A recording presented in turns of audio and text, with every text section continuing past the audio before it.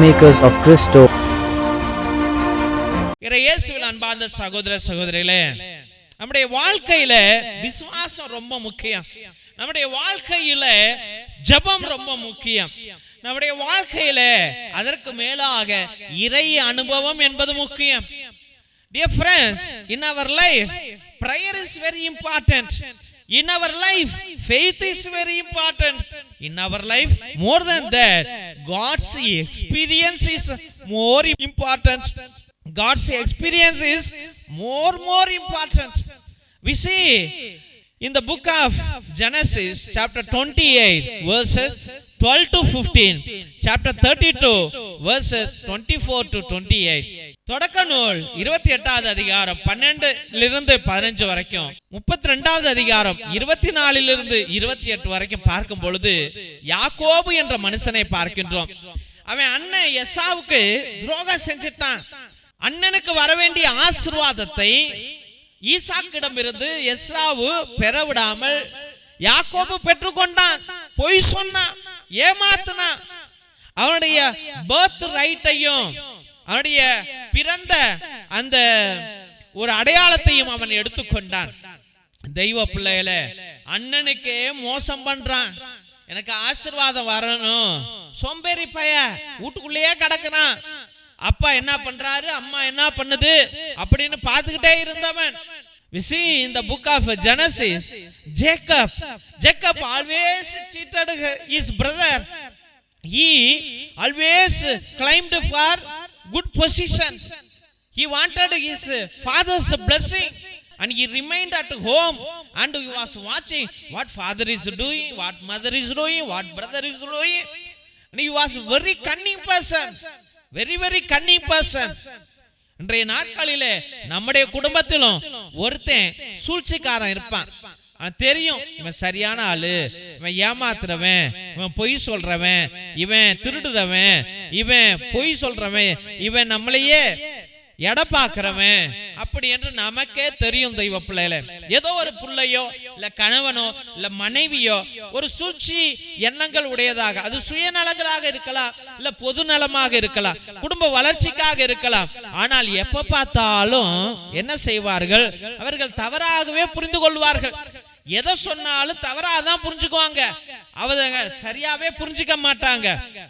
தெய்வ பிள்ளைகளே, நல்லதையே சொல்லு, they will misunderstand. In our family there will be a cunning man. We will know that this person is not good, he is lying, he is stealing, or he is taking the things without anybody's knowledge, he is observing, he is notifying, he is speaking ill of us. We know maybe it may be a husband or a wife or any children or any relatives. We know that they are very cunning people, very cruel people. They are very dangerous people, we know, but still we live with them. Likewise, Esau also stayed with Jacob. Jacob continuously cheating his brother, and one day he lost his blessing, the father's blessing, and he got angry and he wanted to kill him, smash him, but he ran away to Haran. He ran away to Haran. He escaped from there. அவன் அண்ணன்ட்ட பொய் சொன்னதனால், ஏமாத்தினதனால் அவன் வீட்டை விட்டு ஓட வேண்டிய சூழ்நிலை ஏற்பட்டது. எசாவு அவனை கொல்ல முயற்சி எடுத்தான், ஆனால் அவன் தப்பி ஓடினான். ஹரானுக்கு தப்பி ஓடி சென்று விட்டான். தெய்வ பிள்ளைகளே, அந்த வேளையிலே அவன் ஐயோ நான் பாவம் செய்தேன். யாக்கோபு சொல்றான், நான் பாவம் செஞ்சிட்டேன், அதனால என் குடும்பத்திலிருந்து நான் அனாதையாக இருக்கிறேன். என் தந்தையை விட்டு விட்டேன், என் தாயை விட்டு விட்டேன், என் அண்ணன்ட்ட கெட்ட பேர் வாங்கிட்டேன். இந்த பிளெஸிங்னால நான் என்ன பண்ண முடியும், இந்த ஆசீர்வாதத்தினால நான் என்ன பண்ண முடியும் என்று கண்ணீர் விடுகிறான். தெய்வ பிள்ளைகளே, Jacob cried out to the Lord, what I am going to do with this blessing? It is useless blessing. Now I left my father, now I left my mother, now I left everything, my brother also. What am I going to do with this blessing? He is praying to the Lord, and the Lord showed a vision to him. The Lord showed a vision to him. கடவுள் அவனுக்கு தரிசனமாகுகிறார். தெய்வ பிள்ளைகளே, இதுதான் வித்தியாசம். புரிஞ்சுக்கங்க. உனக்கு தோல்விகள் வரலாம், எல்லாம் விடலாம், உன் வாழ்க்கை சிதறி போகலாம், உன்னுடைய வாழ்க்கையே கெட்டு போகலாம், நாசமா போகலாம், நீ பிச்சைக்காரனா கூட இருக்கலாம்.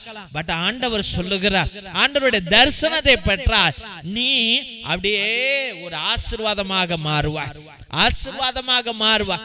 யாக்கோபு அதை தான் செய்தான். அவன் துரோகி தான், பொய் சொன்னவன் தான், திருடன் தான். ஆனால் ஆண்டவருடைய தரிசனத்தை அவன் கண்டான். இன்று நீயும் ஆண்டவருடைய தரிசனத்தை காண வேண்டும் என்பதுதான் என் ஆத்துமதாக. என்ன டேவிட் ஃபாதர் என்ன எதிர்பார்க்கின்றார்? நீ ஆண்டவருடைய அனுபவத்தை பெற வேண்டும்.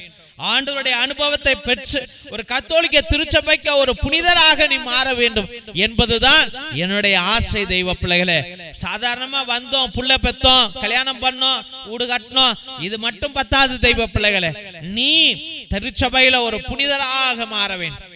தேவன் உன்னிலே அற்புதங்களை செய்ய வேண்டும் என்பதுதான் டேவிட் ஃபாதருடைய ஆனந்தம், அதுதான் தாகம். தெய்வ பிள்ளைகளே, அதனால நல்லா புரிஞ்சுக்கங்க. we need God's experience. Jacob experienced the Lord and he became a mighty blessing to the people of Israel. He became the father of Israel. தெய்வ பிள்ளைகளே, he became Israel. அவரே இஸ்ராயலாக மாறினார், அவர் இஸ்ராயலுக்கு தந்தையாக மாறினார், அவரே இஸ்ராயல் என்ற பெயரையும் பெற்றார். தெய்வ பிள்ளைகளே, அதனால நம்முடைய வாழ்க்கையில ஒரு புதிய பிரயாணத்தை, புனித பிரயாணத்தை தொடர்வோம். Let us start a new life. Let us start a miraculous life.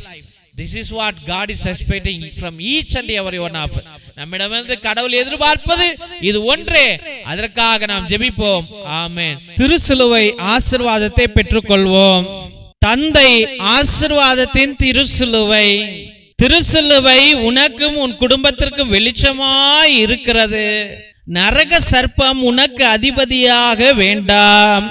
சாத்தானே அப்பாலே போ.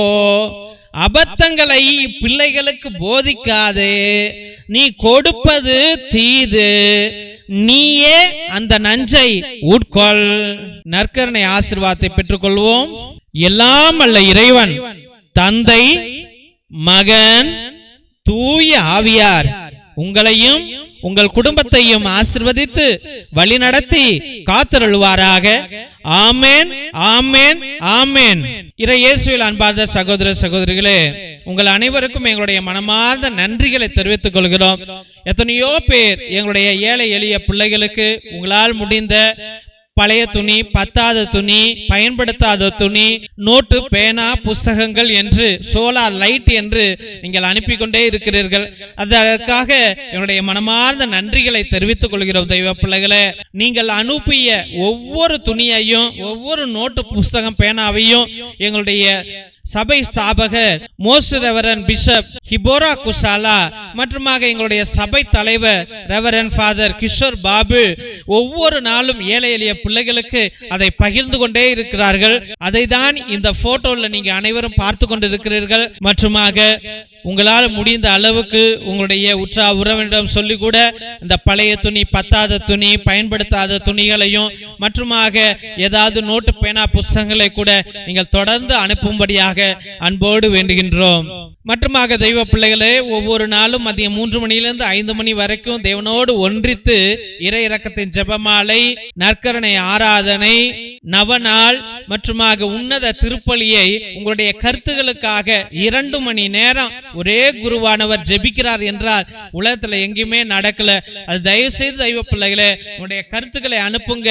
உங்களுடைய கருத்துக்களுக்காக நாங்கள் அனுதினமும் ஜெபித்துக் கொள்வோம். ஒருவேளை நீண்ட நாட்கள் உங்களுடைய கருத்துக்கள் நிறைவேறவில்லை என்றால் நேர்த்தி திருப்பலி அர்ப்பணிங்கள். 3 திருப்பலி, 5 திருப்பலி, 7 திருப்பலி, 9 திருப்பலி, 12 திருப்பலி, 21 திருப்பலி, 30 திருப்பலி, 33 திருப்பலி என்று நீங்கள் அர்ப்பணிப்புக்கலாம். உங்களுக்காக அனுதினமும் நாங்கள் ஜெபித்துக் கொள்வோம். 2 மணி நேரம் ஜெபிப்போம். பேரை சொல்லி சொல்லி ஜெபிப்போம் என்பதை அன்போடு தெரிவித்துக் கொள்கிறோம். மற்றும் அவருடைய குடும்பத்தில் யாராவது உடைய உறவுகள், நெருங்கிய உறவுகள் மரித்திருந்தால் நீங்க கிரகோரியன் மாஸ், அதாவது புனித கிரகோரியார் திருப்பலியை நீங்கள் அர்ப்பணிக்கலாம். 30 திருப்பலி, ஒவ்வொரு திருப்பலிக்கும் ரூபாய் 100 என்பதை அன்போடு தெரிவித்துக் கொள்கின்றோம்.